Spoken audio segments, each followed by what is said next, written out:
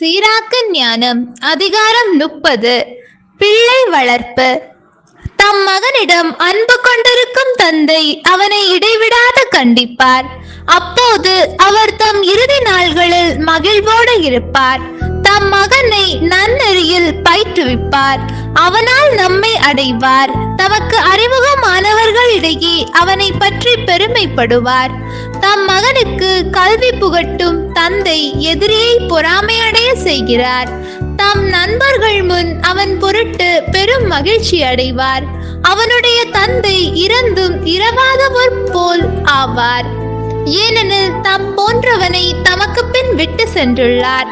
தாம் வாழ்ந்தபோது தந்தை மகனை பார்த்தார், மகிழ்ந்தார்.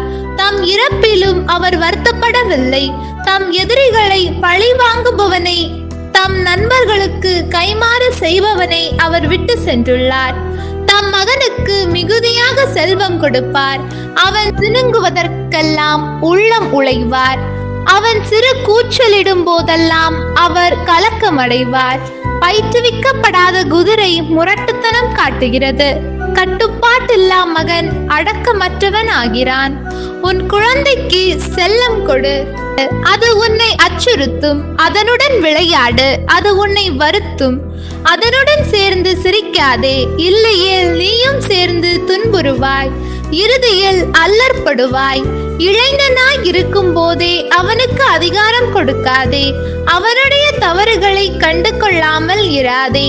இளைஞனாய் இருக்கும் போதே அவனை அடக்கி வளர். சிறுவனாய் இருக்கும் போதே அவனை அடித்து வளர்.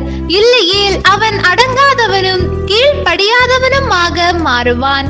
அவனால் உனக்கு மன வருத்தமே உண்டாகும்.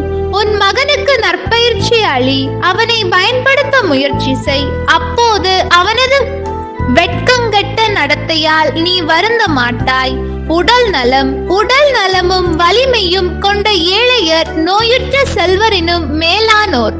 உடல் நலமும் உறுதியும் பொன்னை விட சிறந்தவை. கட்டமைந்த உடல் அளவற்ற செல்வத்தினும் சிறந்தது. உடல் நலத்தை விட உயர்ந்த செல்வம் இல்லை. உள்ள மகிழ்ச்சியை விட மேலான இன்பம் இல்லை. கசப்பான வாழ்க்கையை விட சாவே சிறந்தது. தீராத நோயை விட நிலைத்த ஓய்வே உயர்ந்தது.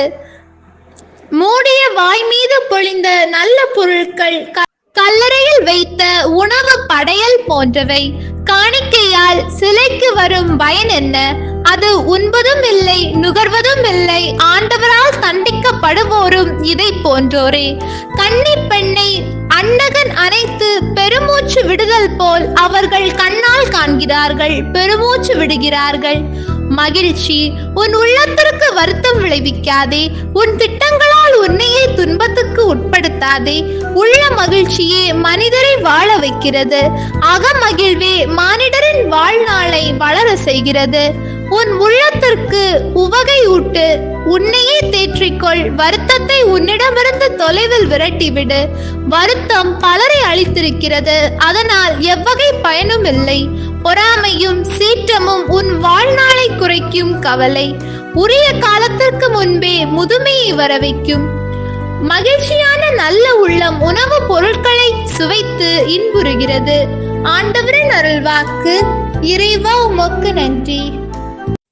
ஹோலி பைபிள் தமிழ் சேனலில் திங்கள் முதல் வெள்ளி வரை திருவிவிலியத்தின் ஒரு அதிகாரமானது பதிவேற்றம் செய்யப்படும்.